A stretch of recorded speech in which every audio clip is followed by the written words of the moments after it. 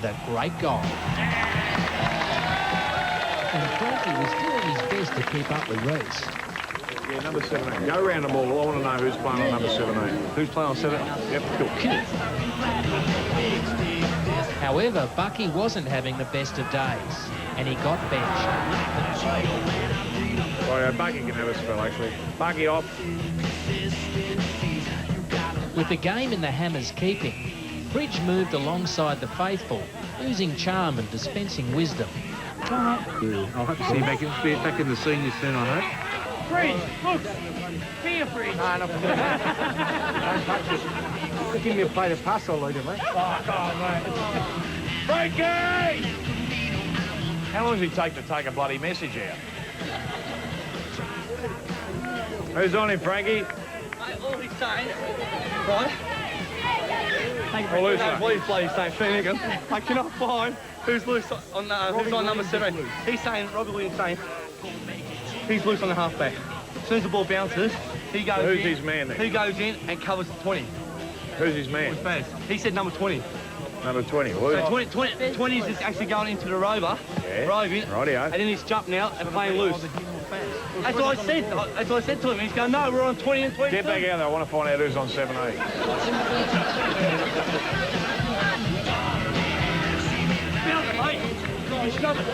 Hey? Robbie, 17. All right. All right? He's on him. Yeah. How are you with that? It's taken 1 quarter to work that out. Everyone should know who they've got. All right, that a bloke sitting back here loose in defence, and no one knows who's playing on him. Who was on number 17 at the end of that quarter? There's 18 of us out there. We didn't have a man. Number 17, he stayed back loose. We must have someone loose somewhere. You've got to know who your opponent is at all the time. And if you haven't got someone, go and get someone. In the fourth quarter, Bucky came back on, but his usual silky skills were evading him. Reese wasn't getting too cocky, but he was confident with his forward line. So Rock, Wade, Barber and Pez, and I reckon there's about 400 kilos on that full forward line, and they don't move real quick. But in the end, Frankie was happy with his day. You're absolutely stuffed, mate. I was running for the second. He's running for the first, mate. I'm cramping up. Oh, that's good for the fitness. And the Hammerheads juggernaut rolls on.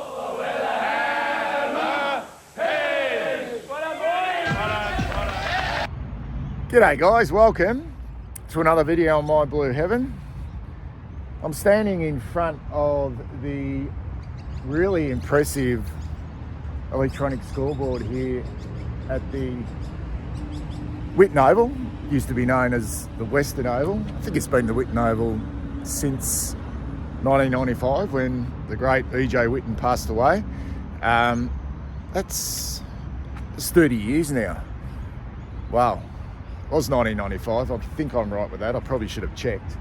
But anyway, yeah, this is the scoreboard. And it's in the exact position of where the old scoreboard used to be here at the Whitten Oval, right up on the hill, at the Footscray end of the ground. Yeah, I mean, I'm going to do a Ghost of the Whitten Oval video at some stage, and I was actually driving past the ground. I thought, yeah, let's just see if we can get in. And to my surprise, the ground is open for the public. It's all fenced off, but it's open for the public from 6 a.m. to 6 p.m. And I thought, wow, yeah, this is great, because I will do a history video of this ground because it does have a great past. But it's had just such a big and impressive facelift over the last decade or so, and it's kind of unrecognisable to what it was even 20 years ago. And to be able to walk in here, and they're setting up a training session now for the Western Bulldogs players. I saw them warming up over there indoors before, and they're just about to come out and have a session. I'm not going to hang around for that, but to be able to just walk off the street and come in here no security, and just wander around. People are walking their dogs. It was pretty special because this ground does have, great history. And the reason why I'm probably doing this video now is because I've had some requests as I wander around this ground. I've had some requests to talk about my time, a few requests, not a lot of requests, of my time in the reality TV show, The Club, which was aired on Channel 7 back in 2002, which is 23 years ago now.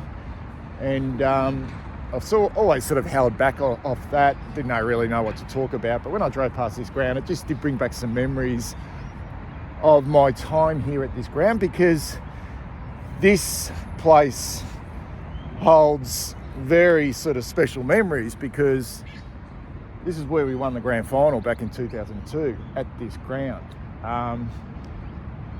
And really back 23 years ago, this ground was pretty much what it was like when they played the last ever AFL game here, which was, I think, the Western Bulldogs played the West Coast Eagles here. I might be wrong, in 1996. Now, the reason why I remember that is because I used to get my, believe it or not, my haircut at a barber's in Yarraville when I lived there.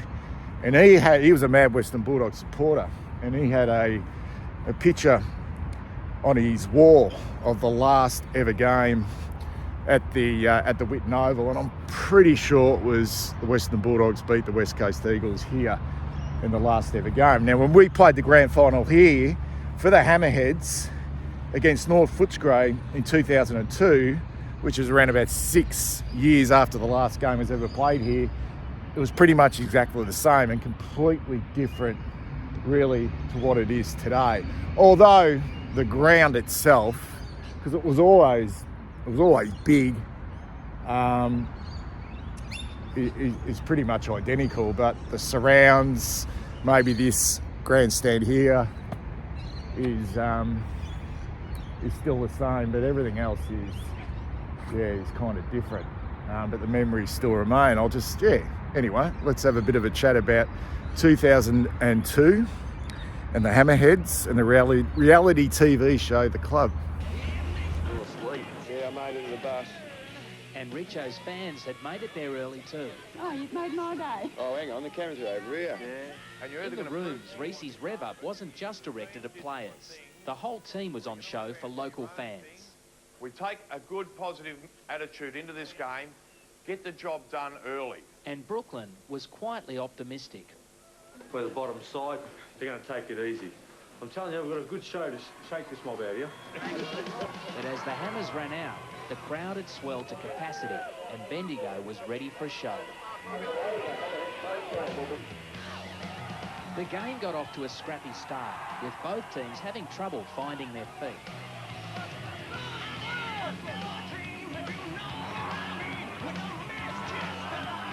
Get the ball, Quanny! Get on it, Quanny! Then Baz's pass to Macca got the Hammers' engine room going.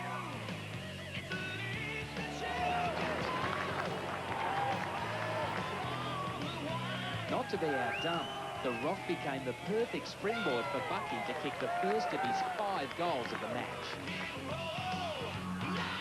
And eventually, Brooklyn managed to get themselves on the scoreboard before the end of the first quarter. There's a couple of those that started. Meanwhile, the injured Dicko took to the airwaves on local radio. 50 metres on fire! 50 metres! Bazza, or Spruiker, as you've called him, Dicko. He loves spruiking that fella. He's even managed to spruik his way into a 50-metre penalty here. Got the umpire for that too. As already mentioned, very good kick for goal. He's on a tight angle here. And I would expect him to put this one through as he missed the last one after I gave him a rap. 2 for a point. I thought he might have kicked it. He's let you down again, I'll Dicko. say now, Barry Noble absolutely stinks. You can actually walk around on the ground. I'm going to walk a lap and have a chat as I'm walking a lap. How's that? You don't get to do this often, particularly with a club just about to come out and train. If you think I'm lying, okay, they've set up the witches' hats, the little hurdles, and those sort of mobility sort of straps or whatever they are. They got the buggy over there with the water on the back. Oh yeah, this is great. So I'm going to take a walk of the oval, and it is a big oval. For those of you who are thinking, what the hell am I talking about with this show, The Club, that's okay.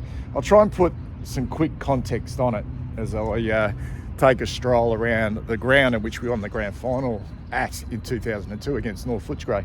Back at the end of 2001, I think it was, Channel 7 lost the rights to broadcast the AFL.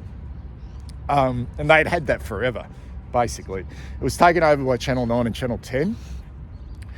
And Channel 7 obviously wanted to try and keep involved in football in some way. And a young Craig Hutchison, who was a journalist at Channel 7, he'd been at Channel 10 and he was at Channel 7.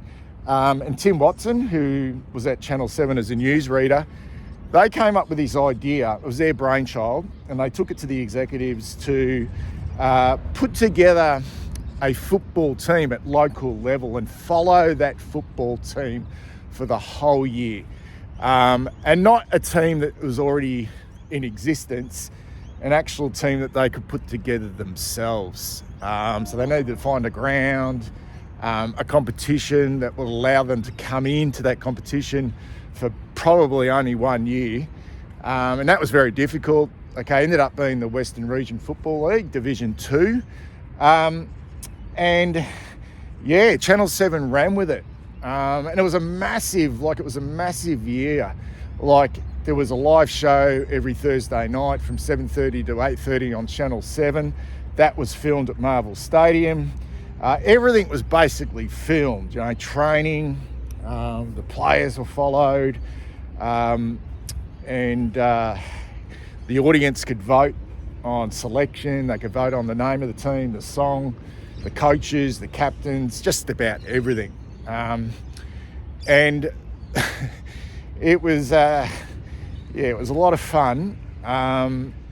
It was I wouldn't say it was a stressful year, but it was pretty hard in the end. And by the time we got to the Whitten Oval and grand final day, I was pretty much cooked, mentally and physically. I was no spring chicken at that time, and it was a great way, I ended up going back and playing football again.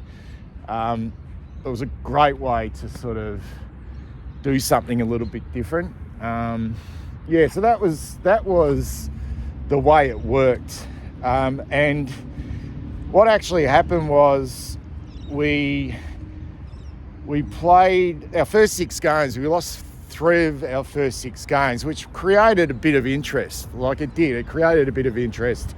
And there's no doubt Channel 7 sort of manipulated that through selection and whatnot, in regards to just making it sure we just didn't come into this comp and dominate, because really, who would want to see and follow a team that was just dominating this local competition? So yeah, we were really struggling for the first 6 rounds.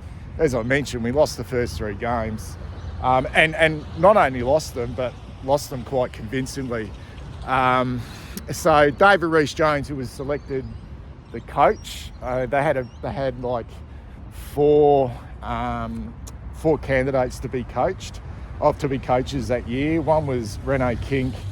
The other was Danny Southern, who played for Footscray. The other was Jenny Ball, who was the mum of Luke Ball, who was a premiership player at Collingwood. And the other one was David Rees-Jones, who, we all know David Rees-Jones, North Smith medalist in the 1987 grand final, playing for the Carlton Football Club, also champion at South Melbourne and Sydney. But by the time we got to this ground, the last game of the year, which was the grand final, it was like a lot had happened throughout that year. It really had. And it was a top 8, and we played our first final on this ground against North Footscray, who we would then go on and meet in the grand final here 3 weeks later. We won that quite convincingly, then went to Port Melbourne and played Central Altona, who were no longer in existence. They actually folded a couple of years after 2002. We beat them quite easily. And when we got here on grand final day, we were like raging favourites. And it was a big crowd here. Like, I'm talking a big crowd. Probably one of the biggest crowds I'd ever played in front of. It was like 10, 12,000 people here. That side of the ground was pretty much packed with supporters. And a lot of Hammerhead supporters, and obviously a lot of North Footscray supporters as well. And we came in like red hot favourites, and with that comes a fair bit of pressure and anxiety. And although it had been a really fun year and had great experiences, that wasn't enough for me. I really wanted to win a grand final, but I was kind of, I wouldn't say I was shitting bricks, but I was very nervous, because when you are, when you go into a grand final with high expectations and you're expected to win, it's not always the case. And we've seen on so many occasions, particularly at local level, teams that have dominated, and we did dominate after the first 6 rounds. We didn't lose a game, and you get to grand final day and you kind of choke. And it looked like that was going to happen in the first half. I think North Footscray led us. Pretty windy and cold day, a little bit wet as well. They took it right up to us and they led, and it looked like sort of early stages of the third quarter that they were going to upset us, but we stormed home and ended up winning that grand final here at the Whitten Oval. So this is where we would have lined up for the national anthem before the start of the game. Now, right along here, you can just see the top of those palm trees. There's a bit of a nutcase down here having a kick at the footballs. Anyway, he's grabbed a couple of Western Bulldogs footballs and is just having a few shots for goals. But yeah, this is where the national anthem was. This is where we were standing, right here. We just take a wander over here to the new EJ Whitten stand. They bulldozed the old one a couple of years back and replaced it with this. I must admit, it looks pretty bloody good. This is where the old Footscray change rooms would have been, the rooms we used on that day. The race would have been sort of coming down here and you would have run out into the ground. Now, I remember after the game, I reckon they had like spa baths in the rooms, and we're all having a spa bath after we won they're pretty bloody dirty actually, after we won the grand final. And this is where the old home sort of bench would have been. And they're all kids sitting on top of the bench, and this is where David Reece Jones would have been barking his orders from the side of the ground here at the Western Oval on that magnificent day back in 2002 at this ground when we beat North Footscray to win the grand final. Yeah, I mean, this is the new EJ Whitten stand, which does look impressive. And as I said before, this is where there was a race. This was the old Footscray change rooms, and this is the rooms we use. Now, as I take a little bit of a walk around in front of the stand, it's amazing the things you remember from a particular day. I know I don't remember a hell of a lot about the actual game itself. Little bits and pieces, but not a lot. But I do remember the start of the game around about 2 hours before the game started, and I kind of like arriving at the ground relatively early just to get prepared. It's just the way I was. And we were using these rooms here, which are no longer rooms. I don't even know if there's anything under there, but the race was about here. I had been talking to a mate of mine who'd come to watch the game just up there. And I said, look, I'll just go get my ankles strapped. It was about halfway through the second quarter of the reserves grand final. And I went up the race, put my bag down, opened up my bag, and before I got my ankles strapped and realised I'd forgotten the most important thing at home, which was my football boots. And on grand final day, yeah, like to forget your football boots at home probably suggested that I was pretty bloody nervous, and my heart sunk. And I quickly raced out up the race, through the crowd, which was gathered here, and spotted my mate who was still standing in the exact same position, in between the EJ Whitten stand here and this grandstand over here, which has kind of been here for a long time. It's changed a little bit, but there used to be an opening here. This cafe wasn't here back then. There was a bit of a terrace area here and an entrance, and I said to him, mate, I've fucking lost, I'm not lost, I've forgot my football boots at home. And luckily enough, I was living in Sunshine at the time. It was only about a 15-minute drive, and off he went. He was my lifesaver that day. He brought the football boots back. By that stage, it was like, I think it was like halfway through the last quarter of the reserves game, and we were well and truly warming up in the rooms inside at the time. And I remember sort of warming up in my runners, thinking, shit, mate, just hurry up with those football boots. I can't run out there. It was quite wet as well. Running out there with runners on, that would have been an absolute disaster.